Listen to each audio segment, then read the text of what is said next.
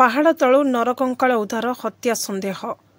सोरडा थाना अधीन खजुरीपल्ली गाँ निकट केटामणी पहाड़ तलु शनिवार नरकंकाल ठाब होईछि। सोरडा पुलिस घटनास्थल पहुंची नरकंकाल जबत करने सह निकटरू 2टी दरपोड़ा मोबाइल पैंट सार्ट छुरी जबत करिछि। पारिपार्श्विक स्थिति ठाब होइतिबा नरकंकालटी 20 ରୁ 25 वर्ष युवकर होइतिबा अनुमान करा जाउछि। आज सकाळ समय स्थानीय लोके पहाड़ को जाळेनी काठ आनिबाकू जाइथिबा बेले केटामणी पहाड़ तले नरकंकाल पड़िथिबा देखि ग्रामवासी को खबर देथिले। परे सोरडा थाना अधिकारी सुधीर साहू पुलिस कर्मचारी पहुंची तदंत आरंभ करिसेंती। घटनास्थल छुरी पैंट सार्ट 2टी मोबाइल जबत करिसेंती। तेबे हत्यार प्रकृत कारण जना पड़ी नथिबा बेले प्रथमे युवक को छुरी रे हत्या करिबा परे प्रमाण नष्ट पई पेट्रोल ढाली पोड़ी दिया जाइथिबा अनुमान करा जाउछि।